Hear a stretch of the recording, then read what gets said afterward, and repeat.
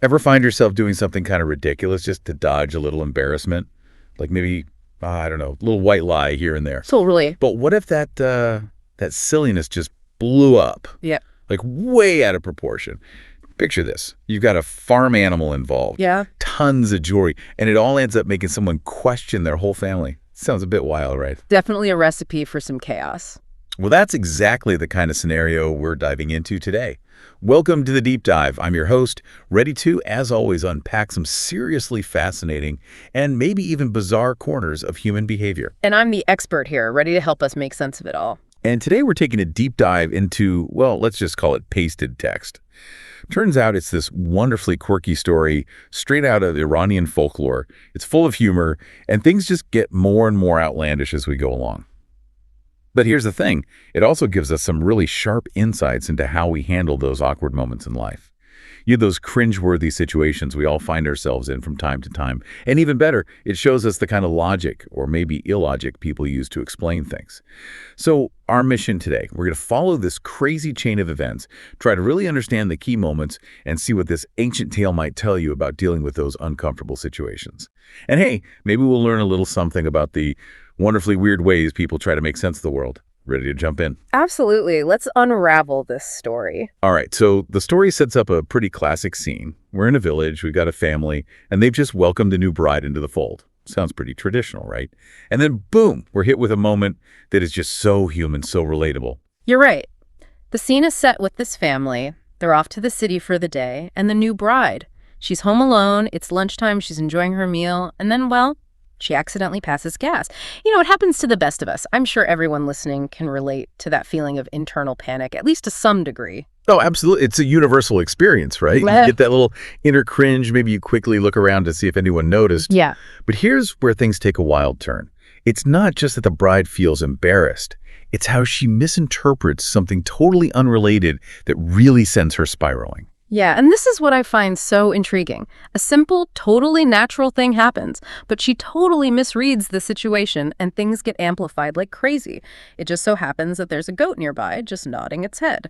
And the bride, well, she jumps to a pretty wild conclusion. Right. It's not just that she, let one slip. It's that she's totally convinced this goat saw the whole thing and is going to go running off to tell her husband. Talk about an absurd leap in logic. It's almost brilliant in how ridiculous it is. So, fueled by this fear of a tattletale goat, she hatches a plan. And what a plan it is. I bet you can't guess what she does. All right, tell me, what does she do to try and silence this supposed witness? Well, instead of maybe just hoping nobody heard and moving on, she goes for bribery. And not just any bribery. This tells you a lot about her go-to strategy for dealing with any kind of perceived threat. Yeah, lay it on me. This has got to be good. Picture this. She takes all her jewelry, like her nicest necklace, her colorful beads, the whole shebang, and decks out this goat. Necklace goes right on the goat's neck. Beads are draped over its horns. It's like a full-on goat fashion show. And the goat, clueless as can be, is just standing there in the corner, completely oblivious to the drama it's been pulled into. I can absolutely picture it.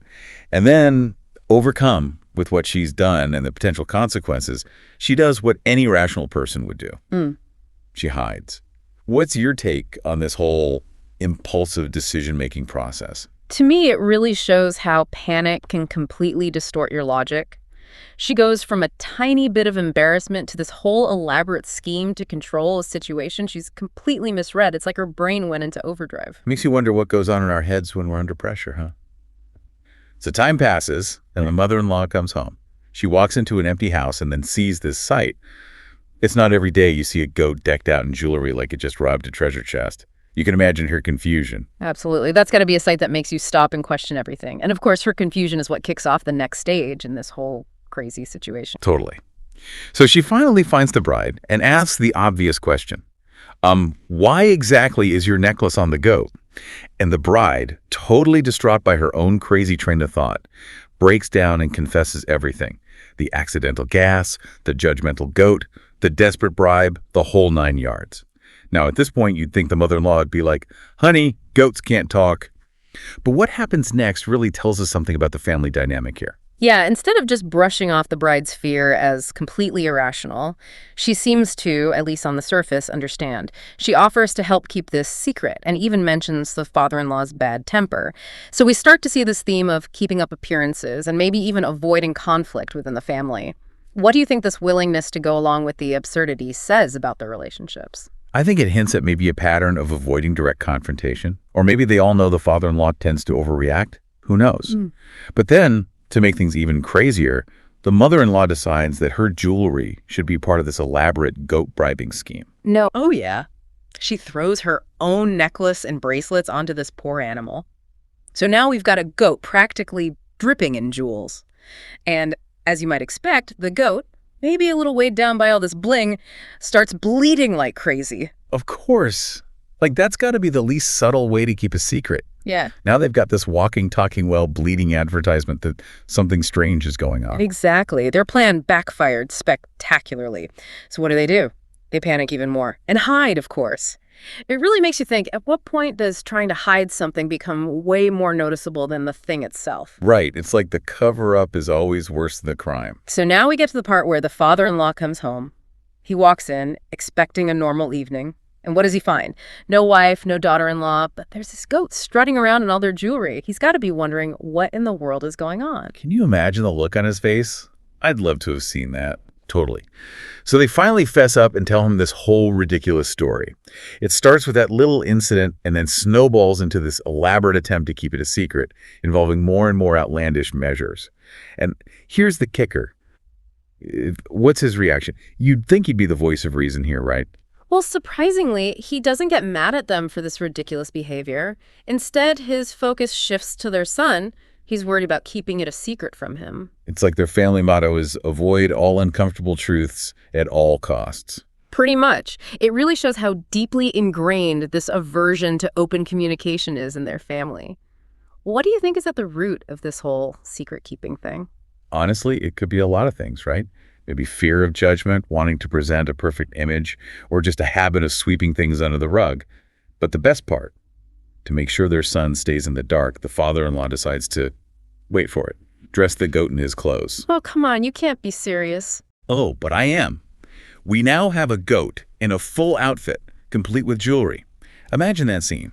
It's pure comedy gold, but it also shows just how far they're willing to go to avoid a simple truths. I bet that goat was thrilled. Not so much. The goat, understandably uncomfortable in this new getup, starts bleating and wailing even louder. And what do our three conspirators do? You guessed it. They hide again. It's like a masterclass in turning a tiny problem into a huge mess. The irony is just too perfect. So finally, the son returns home. He walks in, expecting to see his family, and bam, he's face to face with a goat. And not just any goat. This goat is wearing his dad's clothes and decked out in his mom and wife's jewelry. Talk about a mind-blowing welcome home. Right. What would you even think if you walked into that situation? I can't even imagine. The son demands an explanation, and of course he gets this long, convoluted story about a harmless little incident and the increasingly ridiculous attempts to cover it up. You can almost hear the son's frustration as he points out, pretty logically, that goats can't talk. He questions their sanity, and honestly, who can blame him? This whole thing leads him to a pretty big decision. Yeah, he decides he can't deal with this level of crazy anymore. Faced with what he sees as a family that's lost touch with reality, he chooses to leave home. It's a turning point in the story. We move from this silly mistake and its crazy cover-up to the son's experiences out in the world. What do you think really drove him to this extreme reaction? Was it just the goat, or was there something deeper going on?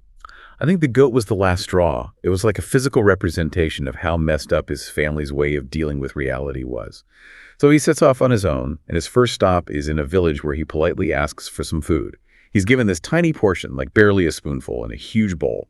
He eats it, and because he's a decent person, he washes the bowl. Normal behavior, right? Right. Totally. Just basic manners and hygiene. Most people would appreciate that.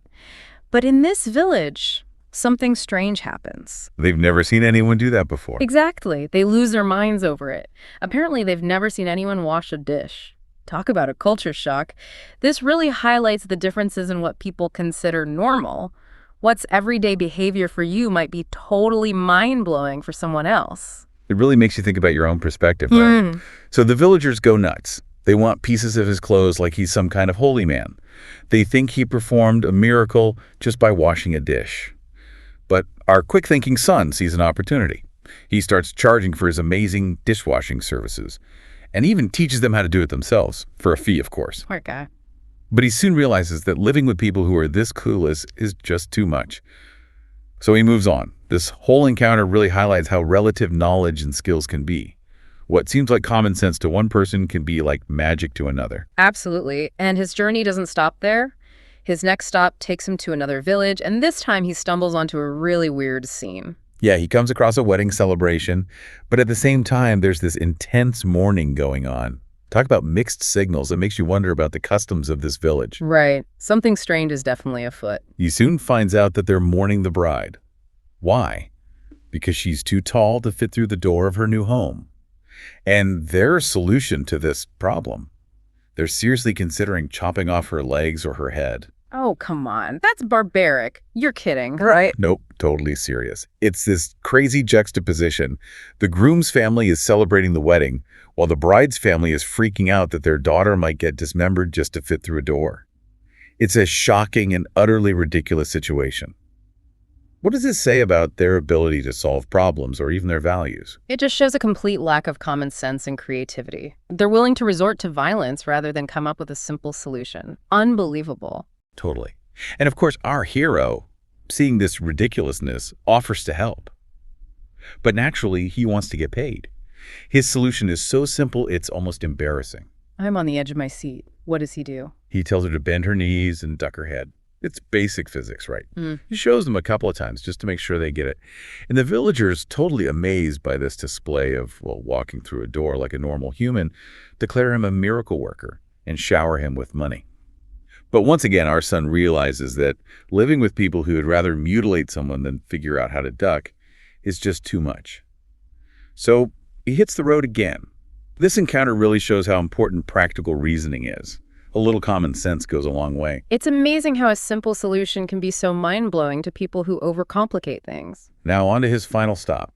He arrives in another village, completely exhausted and maybe feeling a little desperate, and in a moment of pure, well, whatever you want to call it, he decides to tell the villagers he's from hell. Oh boy, here we go again. The homeowner believes him right away and runs off to tell his wife that they have a visitor from the underworld.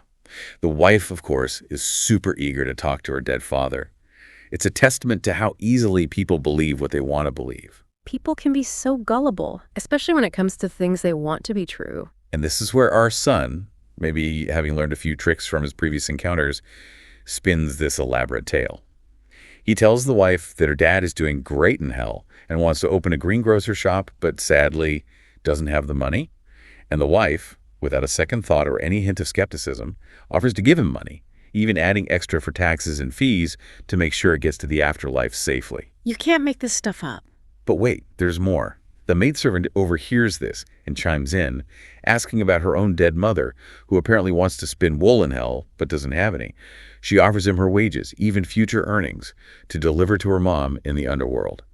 It's like a whole economy based on wishful thinking. What does this tell you about the power of belief?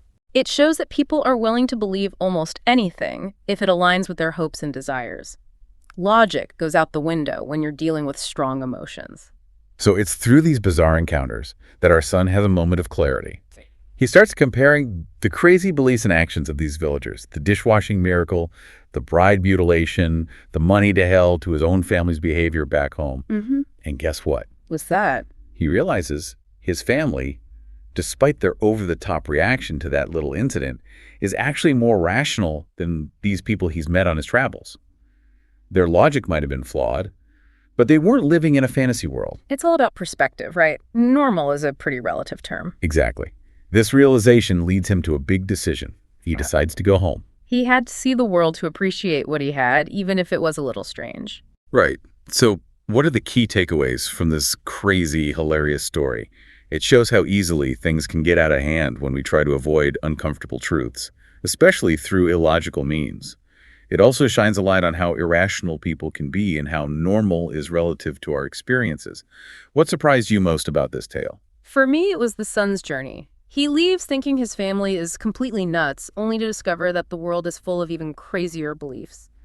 It makes you wonder about how our definition of normal is constantly being challenged. This story is all about how misunderstandings can spiral and how differently people define common sense. It makes you wonder, what do you believe that might seem totally bizarre to someone from a different culture? Food for thought, right? Absolutely. If you enjoyed this little deep dive into Iranian folklore, hit that subscribe button so you don't miss any future episodes. We love hearing your thoughts, so leave a comment and give us a like if you're feeling it. And for more fascinating insights into Iran, especially its folklore and mythology, check out our Iranian Things playlist. There's a whole world of stories waiting to be discovered. Finally, think about this. What other seemingly minor social faux pas throughout history and across cultures could have led to equally strange and unexpected consequences in Iran? It really makes you wonder about the hidden stories out there. It's amazing what we can learn from a little bit of folklore, right? Absolutely. Thanks for joining us on the deep dive. We'll see you next time.